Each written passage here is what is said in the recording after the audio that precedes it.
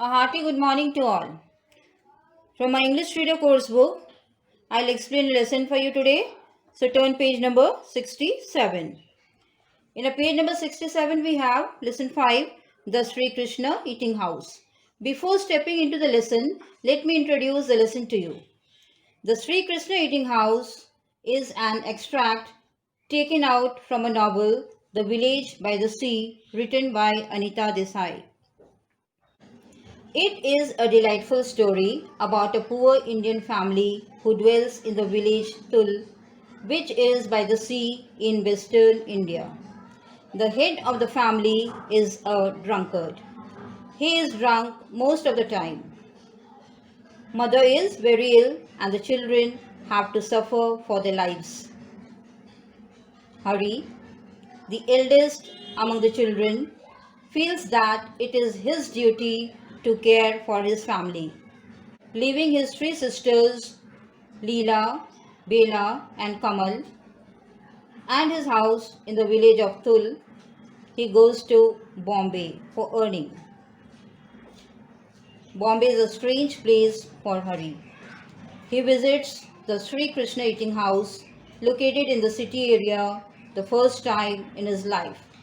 Later, what happened to Hari, that we would come to know in a lesson 5. Okay? Now, let us have some talkings about the characters of lesson 5, the Sri Krishna Eating House. There are 5 characters in this lesson. Number 1, a watchman, who is a kind man and brought Hari for his meal to the Sri Krishna Eating House. Number 2, Hari, who came to Bombay for his livelihood. Number 3, Jagu, who is a kind man and the owner of the Sri Krishna Eating House. Number 4, 2 boys who work in the Sri Krishna Eating House. Number 5, a watchmaker, who is a watch mechanic. So, let's step into the lesson. Welcome back to lesson 5, the Sri Krishna Eating House. As Hari was tired and weary, he glanced the Sri Krishna Eating House, the meanest, the savviest, and the cheapest restaurant of Bombay. The remarkable thing to be noticed was that the beggars, the coolies, and the cart pullers were given a stomach-full meal in the Sri Krishna Eating House. The restaurant was open for 24 hours, so the owner had no time to sweep or to clean. He had no money to decorate his restaurant with beautiful flowers and pictures. For a moment, Hari recalls the restaurants of his village Tul and compares them with the Sri Krishna Eating House. He says in his mind that the restaurants in Tul were usually wooden shacks built in the shade of trees.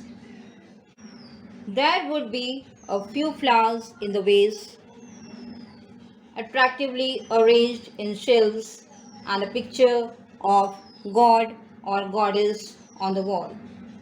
But the Sri Krishna Eating House was dirty. Cobwebs covered the ceiling and the tables and floors were black with dirt. When Hari came to the Sri Krishna Eating House, he was served a tumbler of tea and a rolled up chapati without his asking. Hari said, "I have no money to pay for this food you are giving me. I came here in search of a job. Will you please let me work here?" After thinking for a few minutes, the owner of the Sri Krishna Eating House said that Hari could do this work there like the other two boys. So he was given to share his hands to earn 1 rupee a day. Beside his earnings, he would get a stomachful meal and a shelter too. Alright? Now Hari carried on his work. But what was the remarkable thing to point out, Throughout the work, they, means Hari and the other two boys, did not speak to each other. What was the reason? Why they did like this? Because of the quantum of work. They were too tired even to talk to each other. Let me tell you the second reason, alright? Another reason was of the language. The other two boys were not familiar with the language of Bombay. So what did they do? They kept silent. Hari was knowing both Hindi and Marathi. But the other two boys knew Tamil. So the language was something different, isn't it?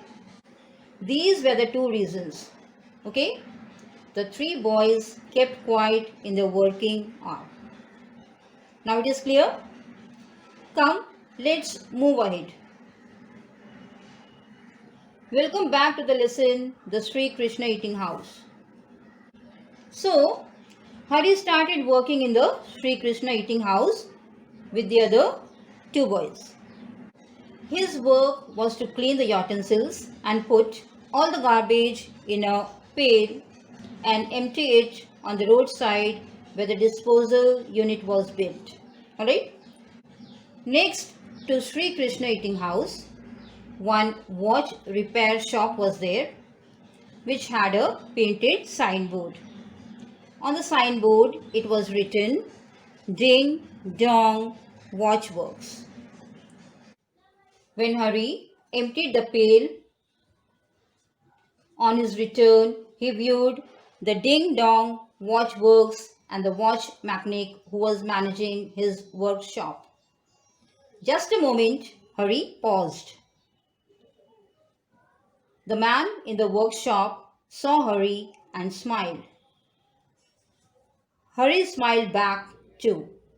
Seeing Hari, the watchmaker said, So, a new boy at the Sri Krishna Eating House. Nice. Saying this, he carried on repairing the tiny watch. On the other side, Hari stood staring surprisingly at all the clocks that hung tick-tocking on the walls and the watches that glittered in the showcases. The watchmaker and the boy, means Hari, started talking with each other. New to the city? The watchmaker asked. Hari nodded. Yes. The watchmaker. Where do you come from? Jagu's village. Hari. Oh no, I don't know Jagu at all. I come from Tul. The watchmaker knew nothing of Tul, so he looked a little bit puzzled and curious. He wanted to learn something more about Hari. It was the watchman who brought me here to eat, and I stayed here for my livelihood, to earn something for my belly and my family, said Hari.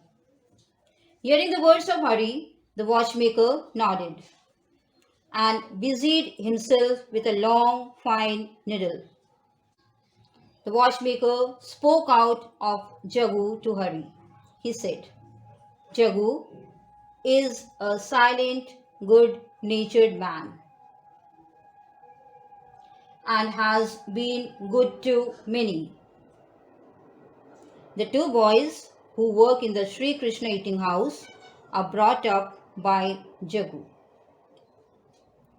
Their parents, along with their two little sons, were residing on the railway platform as many of them come to the city to find work. One day, a train ran over the parents as they were crossing the railway line to fetch water from a pump. That was the end of the parents. Jagu found the boys in a miserable condition and brought them straight away to the Sri Krishna eating house and gave them food, shelter, and work too. Hearing this event or a short story, Hari was shocked. He said to himself, I'm not an orphan. I have my parents and three sisters too. Why shall I live like another orphan in Jagu's care? Although my father is a drunkard and my mother is sick, I must give my message to them. How and where am I? What am I doing? How are my days in life? And so on and so forth. Thinking all these, he said to the watchmaker, Sir, can you tell me where's the post office? I wish to buy a postcard. Oh, you remembered someone. So you must write. Of course, you do it. Go straight up the road. Next to the electric substation, there is a post office. Have you money for a postcard? Or can I lend you some? Asked the watchmaker. There was a blank answer on Hari's face. So the watchmaker gave the money to Hari. Hari promised to return it as soon as he gets his salary. Then he hurried for the post office. Okay? Hari had the postcard in his hand, but one thing was missing. What was that? A pen to write with. So the watchmaker lent him a pen too. Hari wrote, Dear Mother, I am in Bombay. I have a job. I will bring you my earnings. I hope you are well. I am well. Remember me to my sisters. After the message, he wrote his name but not his address and went off to post it. He was happy to write and post the letter, but on the other side, he was frightened. Why? Because his letter would not reach his village Tul without the address, isn't it? So, Hari was both happy and frightened at a time. Alright? He had to stay on in Bombay to earn more money for his own belly and rest he would carry it home when he returns back to his village Tul. Like this, our lesson is over. From this lesson, we came to learn that half knowledge blocks the way to reach the goal. So students, till then, keep on learning. Take care. Thank you.